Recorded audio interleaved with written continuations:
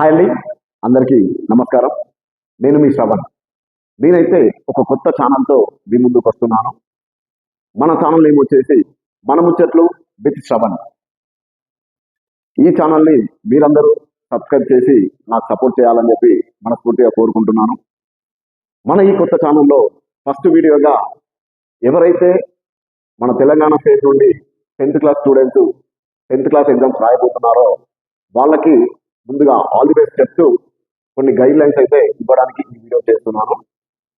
మీకు తెలిసిన వాళ్ళు కానీ లేదా మీ ఇంట్లో వాళ్ళు కానీ మీ చుట్టుపక్కల వాళ్ళు కానీ ఎవరన్నా 10th క్లాస్ ఎగ్జామ్స్ రాసే స్టూడెంట్స్ ఉంటే వాళ్ళకి ఈ వీడియోని షేర్ చేయండి. ఇంకా ఆలస్యం చేయకుండా అవేంటో చూద్దాం. ఫస్ట్ పాయింట్ వచ్చేసి మీకు కేటాయించిన ఎగ్జామ్ సెంటర్కి ఒక హాఫ్ అన్ అవర్ లేదా 40 minutes ముందే వెళ్ళి అక్కడ సిచ్యువేషన్ అంతా మీరు అబ్జర్వ్ చేసుకొని కొంచెం కాన్ఫిడెంట్గా అయితే ఉండాలి.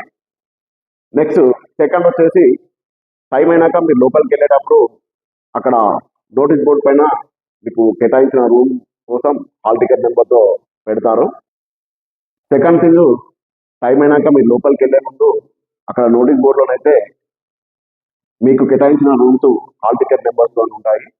సో మీరు మీ హాల్ టికెట్ నెంబర్ చెక్ చేసుకొని మీకు ఏ రూమ్ అయితే కేటాయించిందో ఆ రూమ్లోకి వెళ్ళి అక్కడ మీ హాల్ టికెట్ ఉన్న దగ్గర మీరు కూర్చోవాలి. నెక్స్ట్ వచ్చేసి ఇన్విజిలేటర్ వచ్చినాక ఓఎంఆర్ షీట్ ఇస్తారు.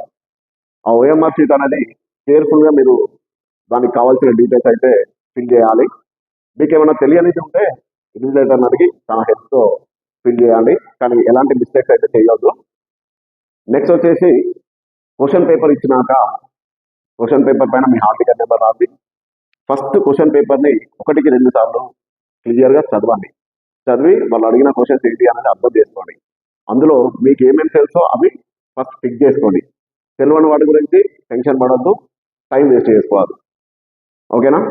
నెక్స్ట్ ఇంకా ఎగ్జామ్ స్టార్ట్ చేసి మీకు తెలిసిన క్వశ్చన్స్కి ఆన్సర్ అయితే ఆ క్వశ్చన్ నెంబర్ వేసి లేదా క్వశ్చన్ రాసి కింద ఆన్సర్ అని పెట్టి జవాబు అని పెట్టి ఆన్సర్ అయితే రాయాలి.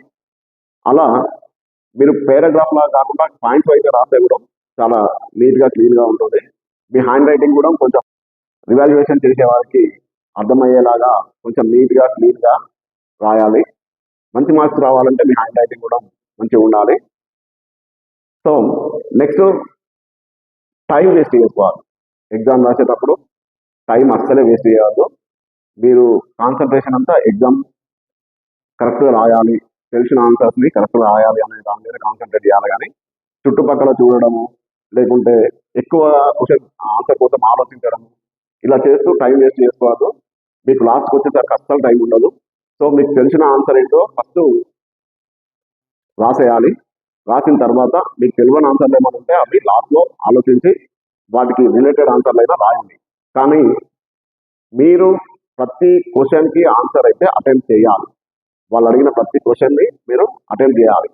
ఎక్స్ట్రా అడిగినే వదిలేయాలి, కానీ కంపల్సరీ అన్నవి మాత్రం కంపల్సరీ అటెండ్ చేయాలి. మీరు ఏ ఒక్క క్వశ్చన్ కూడా వదిలేయద్దు.